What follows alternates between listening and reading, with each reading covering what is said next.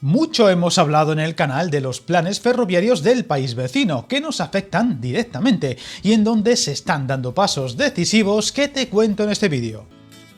Parece que por fin las cosas comienzan a avanzar en las grandes obras ferroviarias en Portugal, tras tantos años de indecisión y aplazamientos por diversos motivos. Ahora sí, los proyectos de alta velocidad y conexiones con España van dando pasos decisivos que en estos últimos días han sido noticia, mientras que en otros casos se siguen reivindicando con fuerza. Vamos a comenzar por su proyecto estrella y más ambicioso, el que algún día unirá Lisboa, Oporto y Vigo por alta velocidad. La línea prioritaria para Portugal, que estos días ha dado un paso más con la licitación de la construcción del primer tramo de los 70 kilómetros entre Oporto, Campaña y Oia, dentro del tramo entre las dos principales ciudades del país. Un verdadero espaldarazo para lograr varios objetivos. El primero, que ese horizonte del 2030, puesto por el gobierno, pueda ser una realidad y además entrar en los fondos europeos.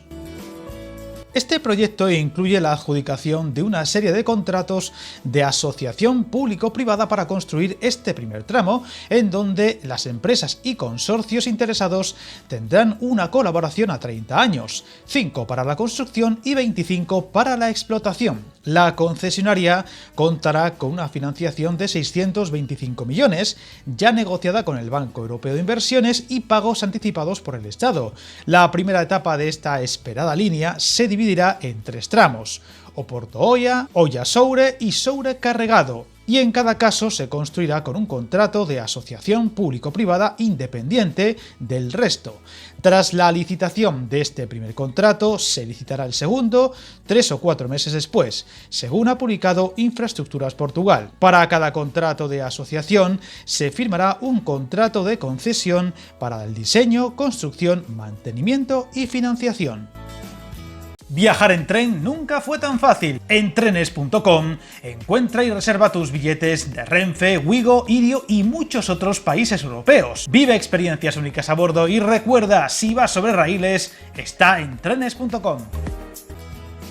Un dato que demuestra la envergadura del proyecto es que la primera fase, Oporto-Soure, costará alrededor de 3.550 millones de euros, un 20% más de lo que se había previsto por el encarecimiento de materiales y el aumento del IPC, y su inauguración está prevista para el 2028. Una vez finalizada toda la línea, la Oporto-Lisboa, el tiempo de viaje se reducirá de 2 horas y 49 minutos a 1 hora y cuarto, donde se incluirá parada en las poblaciones de Leiria, Coimbra, Aveiro y Vilanova de Gaia. Las obras de construcción del tramo Oporto-Soure se desarrollarán entre 2024 y 2028, mientras que las del tramo Soure-Carregado se construirán entre el 2026 y el 2030.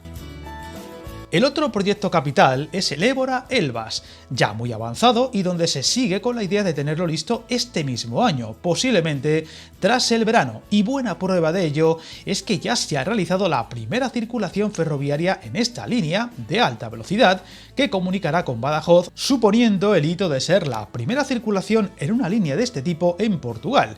Pruebas realizadas con un automotor Alan de Infraestructuras de Portugal a lo largo de un tramo de aproximadamente 30 kilómetros. Una línea muy dispar en sus avances, con tramos ya en pruebas o finalizados, otros a punto, pero otros aún en construcción, eso sí, en sus últimas fases. Una vez entre en servicio, mejorará notablemente los tiempos de viaje entre Badajoz y Lisboa, y si todo va bien, Renfe podría entrar y ofrecer servicios entre las dos capitales ibéricas en unas 6 horas. Eso sí, tal y como informamos en un vídeo del canal, la cosa podría ir más lenta de lo deseado y alargarse más allá del 2025, dadas las diferencias en los sistemas entre ambos países, por lo que todo hace pensar que ese nuevo viaje entre Madrid y Lisboa tendrá que seguir haciéndose durante bastante tiempo con al menos un cambio de tren, aún así rebajando notablemente los tiempos. Sin embargo, más allá de estos grandes avances, aún hay muchos planes por concretarse, que ahora además tienen de nuevo incertidumbres por delante ante el nuevo periodo electoral luso, donde podría haber cambios de opinión. Así, los avances para volver a conectar Salamanca o Portugal siguen dilatándose, a pesar de presiones para que esta conexión se incluya de forma prioritaria en el corredor atlántico y se mejore de forma notable.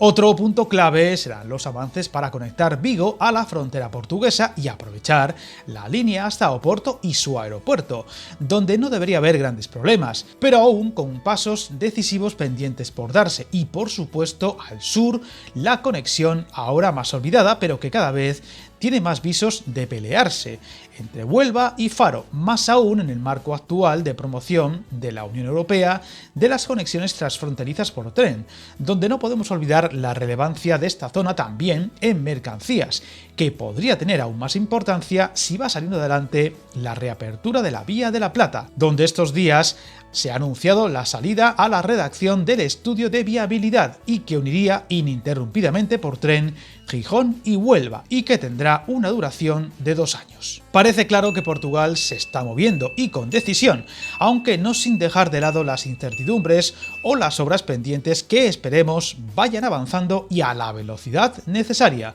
Seguiremos muy pendientes y contaremos las novedades que vayan llegando. Suscríbete al canal y recuerda, hasta el camino más largo se inicia con un primer paso.